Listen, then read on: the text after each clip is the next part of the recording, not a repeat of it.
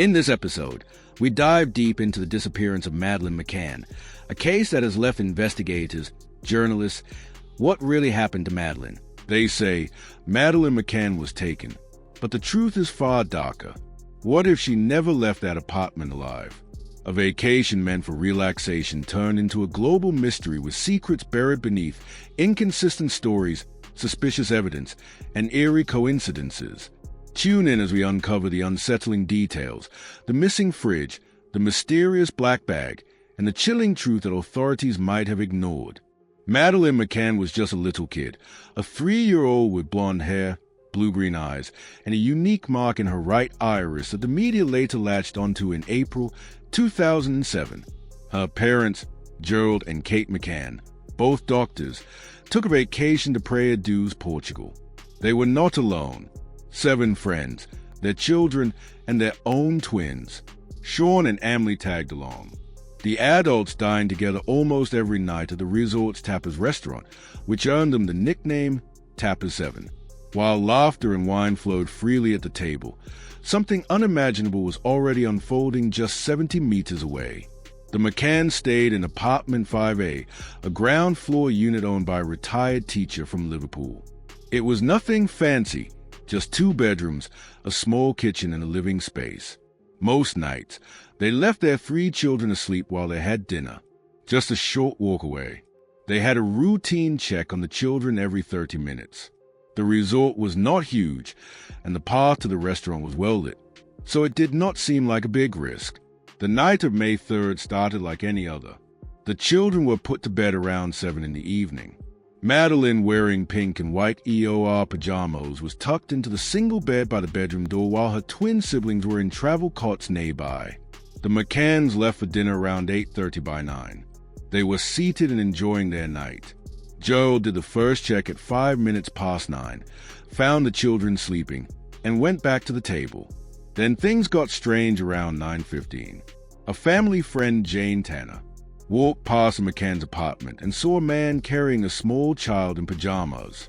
She did not think much of it at the time.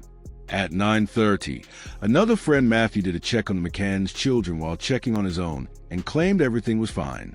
But when Kate went back to check at 10, Madeleine was gone. Kate noticed the bedroom door was wider open than they had left it. She ran in, saw the twins asleep, but Madeleine's bed empty, and then spotted the open window and fluttering curtains. She sprinted back to the restaurant, yelling that someone had taken her. Chaos erupted. Gerald and the others rushed to the apartment. They searched everywhere. Gerald tested the shutters and found that they could be lifted from the outside. Friends split up and ran through the area calling her name. By 11, the police arrived from a nearby town, but they did not take the situation too seriously at first, assuming she had wandered off by 1 in the morning. Detectives from the main investigative unit showed up.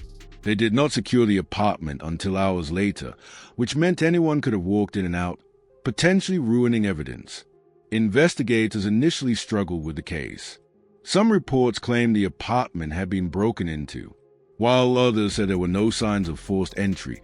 Sniffer dogs were eventually brought in, but by then the scene had been so contaminated that it was hard to determine what was useful.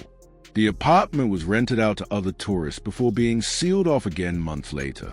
By June, suspicion started shifting towards Robert Murat, a British-Portuguese property consultant who lived nearby. He had inserted himself into the investigation, offering to help translate for the police. Some of the Tapas 7 claimed they saw him near the McCann's apartment that night, but he denied being. A tipster called an alleging Murat had a shady online presence. Police searched his house, dug up his yard, and seized his electronics, but found nothing concrete. In the end, he was never charged, though he later sued newspapers for defamation and won a hefty payout as months past the investigation hit roadblocks, a key problem. The accounts of the top of 7 did not always match up. One issue was the timeline. Some of them said they used a locked front door to check on the children, while others claimed they used the patio doors which were left unlocked. Then there was a question of why Kate ran back to the restaurant instead of calling out from a balcony or using her phone. Police also doubted whether the window shutter could have been lifted from the outside as the McCanns claimed. In late July, British sniffer dogs were brought in to help. One was trained to detect human blood, and the other specialized in cadaver scent take the sedation theory. For example, some believe Madeleine was given something to help her sleep, but it went wrong. The idea is that she either fell behind the sofa or was already unresponsive, and instead of calling for help, the McCanns covered it up. The sniffer dogs did alert near the sofa, which fuels suspicion. People point out that Madeleine had trouble sleeping. And there's that neighbor, Pamela F., who said she heard a child crying for about 1 hour on May 1st. Then there are the May 3rd reports. Witnesses said the children seemed exhausted, maybe from medication. And there's also Madeleine's unsettling question to her mother, "Why did you not come when I cried last night?" Some say this means the McCanns increased the doses the next night. Then there's the mess around their statements. The times they checked on the children keep changing, and so do the details about doors and windows. It makes it look like they were trying to patch up a weak story. And how did the twins sleep? Through all the chaos. People argue that is another sign of sedation, but when you strip it down, there is zero proof, no drugs found and no solid evidence. Then there's the missing sports bag. The theory goes that this bag, supposedly seen in early photos inside the wardrobe, was used to move Madeleine's body. The idea is that when the sniffer dogs alerted to that spot later, it was not because Madeleine was there, but because a body had been inside the bag, which had been in the wardrobe. The problem is that the bag was not there when police searched by then. It was allegedly disposed of. David Payne, part of the McCann's vacation group, dismissed the claim, saying the bag was not even close to big enough to hide a body. Still, that has not stopped speculation. Another wild claim is that the McCanns got rid of a fridge to hide Madeleine's body. But here's the thing, there is no trace of that in the official reports. If they had, the police would have been all over it. It is another one of those theories that sound dramatic, but do not really have anything backing them up. Now about the sniffer dogs. Some people swear by them, but experts point out that they are not foolproof. How they react depends on their handler and the search conditions. In this case, skeptics say the dog's response was influenced by its handler, especially since the McCann's rental car had fine Matty posters plastered on it in the search footage. The dog showed interest in multiple spots before finally signaling at the McCann's car. We look forward to scrutinizing police files to see what is actually being done, and more importantly, what can still be done as we leave no stone unturned in the search for our little girl. If the handler kept directing the dog back there, that is a problem. It means the dog's alert might not be as reliable as some think. The truth is cadaver dogs are good, but their signals are not hard evidence. They are just leads. Courts do not take dog alerts alone as proof of anything in false alerts. They happen. In the Shannon Matthews case, dogs marked multiple places, but nothing was there. Shannon was later found alive. The same thing happened in New Jersey. Hot Egrin Children's Home case dogs detected what was thought to be human remains, but it turned out to be coconut shells. A 2024 study on cadaver dogs showed they are accurate between 67 and 83% of the time. That is a solid number, but it still leaves room for error.